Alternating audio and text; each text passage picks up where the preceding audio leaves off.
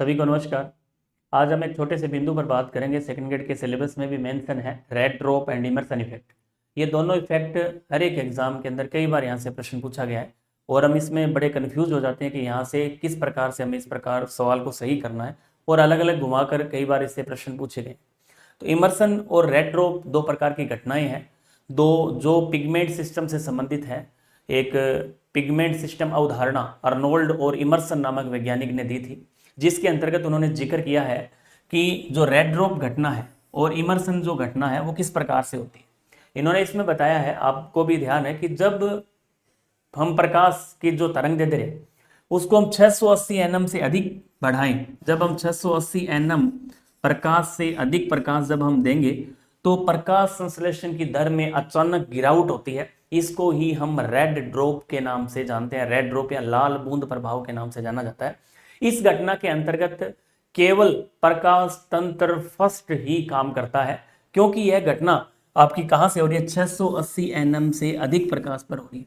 अब हमें यह पता है कि प्रकाश तंत्र फर्स्ट और प्रकाश तंत्र सेकंड दोनों जो बिंदु है अपने आप में अलग अलग जिम्मेदारी लिए हुए हैं। कैसे कि प्रकाश तंत्र फर्स्ट की मैं बात करूं तो इसका जो 700 नैनोमीटर और प्रकाश तंत्र जो सेकंड है वो हमारा काम करता है 680 पर।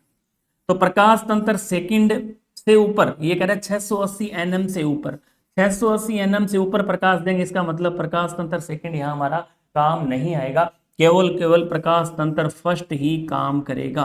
प्रकाश तंत्र फर्स्ट ही काम करता है। तो इस प्रश्न के माध्यम से हम इसको समझ सकते हैं कि रेड ड्रॉप में कौन सा वर्णक तंत्र या कौन सा पिगमेंट सिस्टम प्रकाश तंत्र फर्स्ट या सेकंड कौन सा निष्क्रिय हो जाता है या अक्रिय हो जाता है। तो हमारा जो प्रकाश तंत्र सेकंड है वो क्या हो जाता है, अक्रिय हो जाता है, क्योंकि यह घटना 680 एनएम से अधिक तरंग दैर्ध्य पर संपन्न होती है। और हम इसमें कंफ्यूज हो जाते हैं कि प्रकाश तंत्र फर्स्ट होगा या सेकंड होगा। इसमें याद रखने के लिए आप शॉर्ट में याद रख सकते हैं, क्योंकि प्रकाश तंत्र सेकंड जो शुरू होता है वो 680 एनएम से नीचे या 680 एनएम तक होता है।